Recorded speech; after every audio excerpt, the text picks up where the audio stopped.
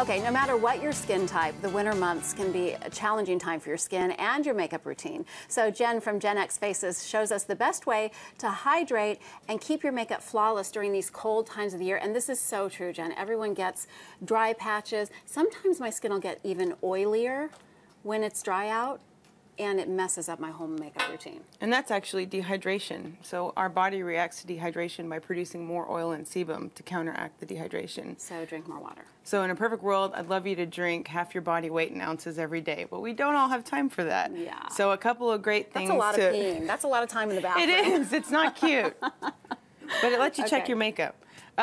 A couple of things you can do during the winter months, because whether you're oily, dry, or normal, you still need to maintain your moisture barrier.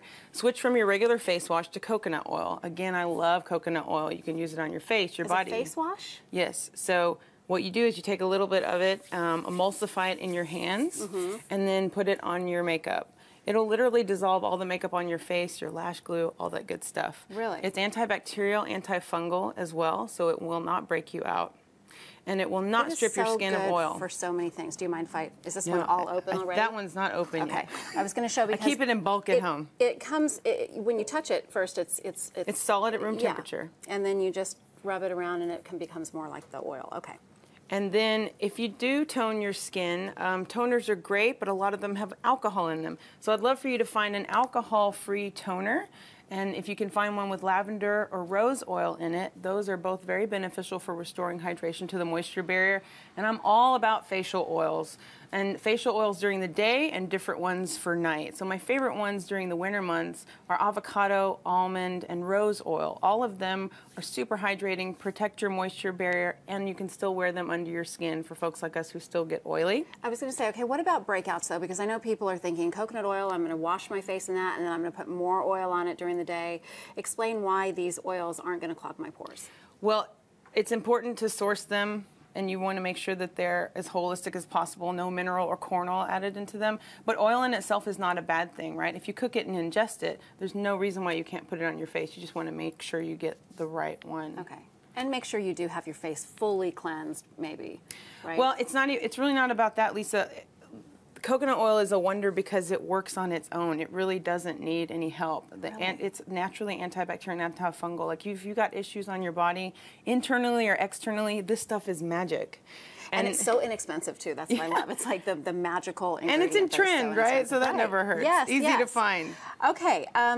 What about our makeup choices? So makeup-wise, I think this is a good tip for all year. You want a long-wearing foundation in your kit, and you also want a hydrating one. So you mix and match your hydrating with your long-wearing. So maybe add a little more hydrating, a couple more pumps of that guy mixed in with your long-wear during the winter months, so your skin will still wear your foundation well, but it still looks like your skin. Okay. Even, like I said, folks like us who get oily, if we keep adding powder, which I don't want you to do during the winter months. Disastrous by the end of the day. We're just adding texture when you don't need it.